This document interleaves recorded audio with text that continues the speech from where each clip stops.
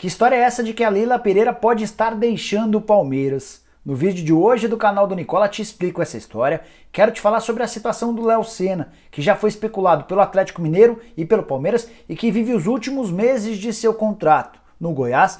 Preciso te atualizar sobre a possibilidade de os jogos no futebol brasileiro ocorrerem com portões fechados por 4 ou 5 meses. E para fechar, informação importante sobre a situação do Santo André, líder do Campeonato Paulista, que não para de perder jogadores. São 16 atletas sem contrato até o fim dessa semana.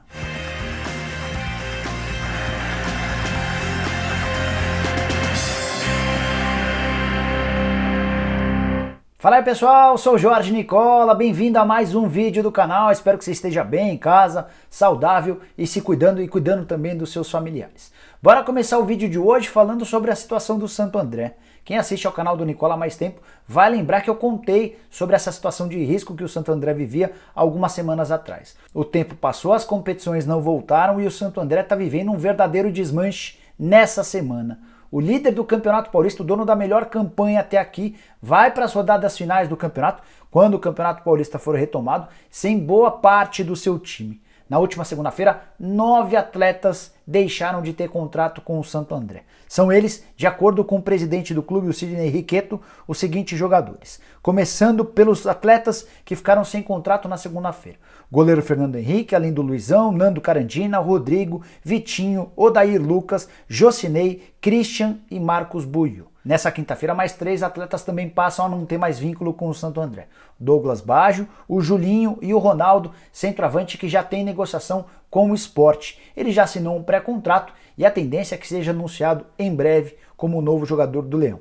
Na sexta-feira, mais 4 jogadores ficam sem contrato. O Paulinho, volante, o Ramon, centroavante, o Ricardo Luiz, lateral direito, além do Johnny, que é o terceiro centroavante. De uma paulada só, o Ramalhão perdeu seus 3 centroavantes, o goleiro, o lateral direito, o esquerdo, o zagueiro, enfim, 16 atletas sem contrato. E a pergunta que eu fiz para o presidente do Santo André foi como lidar com essa situação. Ele disse que não havia nada a ser feito, que não dá para renovar o contrato desses caras sem a certeza de que a competição vai ser retomada e nem quando o Campeonato Paulista vai ser retomado. Então não restava outra alternativa ao Santo André a não ser esperar pelo fim dos contratos.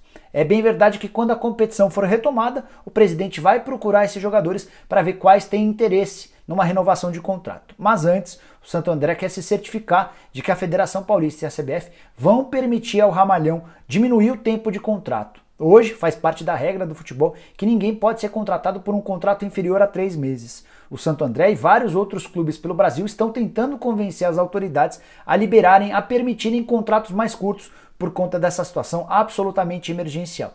Se isso rolar, o Santo André pode oferecer 1 mês de contrato para esses atletas, até porque só há garantia de mais 2 partidas, as 2 rodadas finais do Campeonato Paulista. Se o Santo André passar para a fase de mata-mata, se depara possivelmente com o Palmeiras, e aí a situação fica bem delicada, ainda mais levando em consideração esse verdadeiro desmanche. Só para finalizar sobre o Ramalhão. Os salários do mês de fevereiro foram pagos no mês de março, no mês passado, mas os salários referentes ao mês passado, o mês de março, que deveriam ser quitados nesse dia 15, possivelmente não serão. O presidente Sidney confirmou que há muita dificuldade financeira e o Santo André tem tentado, junto aos seus patrocinadores e junto à TV Globo, antecipação de receitas para poder quitar o salário dessa galera. É bem provável que isso não aconteça e que o Santo André tenha de renegociar o pagamento dos salários desses atletas mais para frente. Já que falei sobre o Campeonato Paulista, quero falar sobre um risco bem grande alertado pelo Thiago Escuro, que foi o convidado da live do Nicola nessa quarta-feira. O Escuro, para quem não conhece, é o CEO do Red Bull Bragantino, o cara que já passou, por exemplo, pelo Cruzeiro, pelo Red Bull Brasil e pelo Pão de Açúcar. É para mim um dos principais dirigentes do futebol brasileiro. Nessa live, por exemplo, ele confirmou já ter sido procurado por Flamengo, Santos, Palmeiras, CBF, entre outros clubes. Um cara super bem conceituado que trouxe uma impressão bastante preocupante. Para ele, nos próximos 4 ou 5 meses, a gente vai ter futebol por aqui com portões fechados. Ele quis deixar bem claro que essa é uma impressão dele a partir da conversa, da reunião que rolou nessa terça-feira, uma videoconferência com presidentes de clubes da Série A, B e também com gente da CBF. A CBF fez questão de colocar médicos para discutirem, para conversarem com esses dirigentes de clube e a preocupação do Thiago Escuro e esse prognóstico de 4 ou 5 meses com portões fechados tem muito a ver com o que está acontecendo, por exemplo, na China, primeiro país afetado pelo coronavírus, primeiro país a se livrar do coronavírus, mas tendo de tomar uma série de medidas de precaução para que o coronavírus não retorne. Vou ler uma frase dita por ele na live para explicar o seu conceito. Abre aspas. Vejo com bastante dificuldade que a gente tenha jogos com portões abertos nos próximos 4 ou 5 meses. É só olhar a situação da China.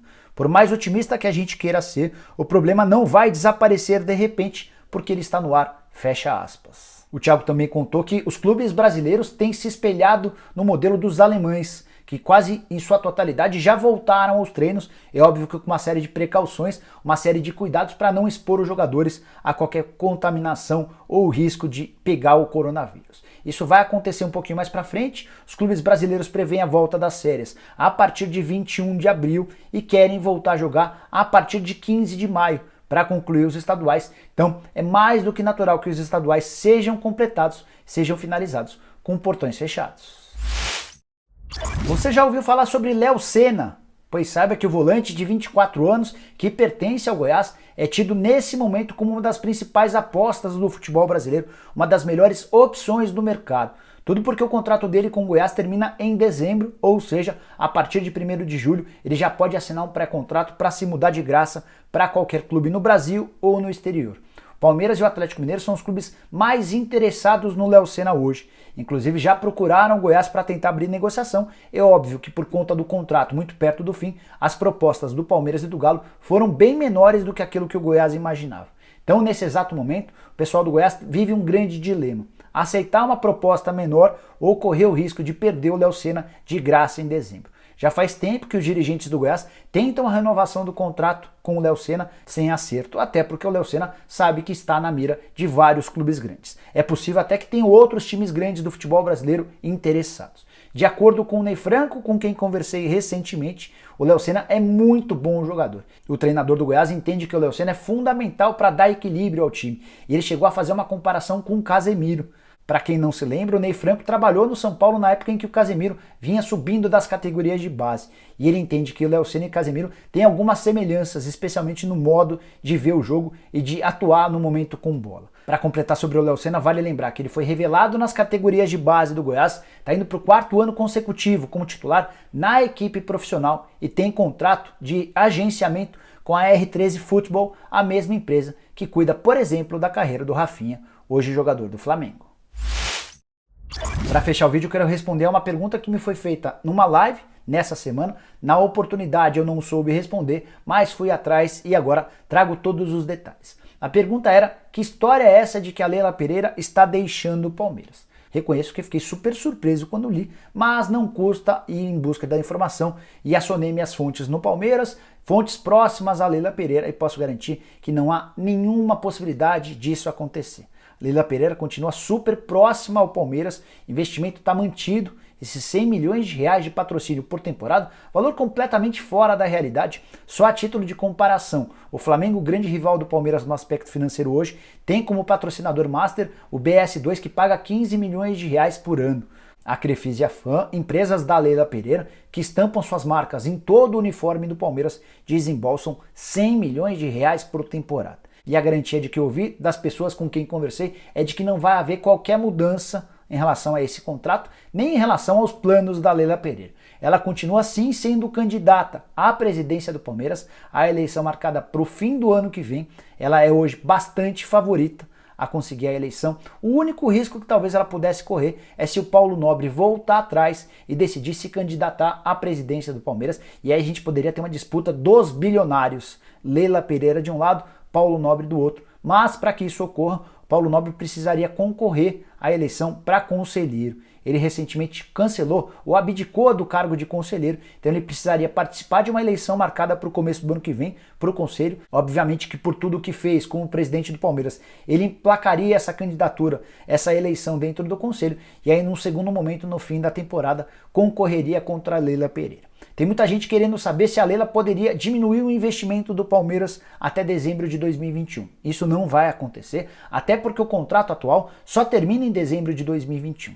Posso garantir também que a empresária e patrocinadora do Palmeiras continua trabalhando ativamente mesmo em época de coronavírus.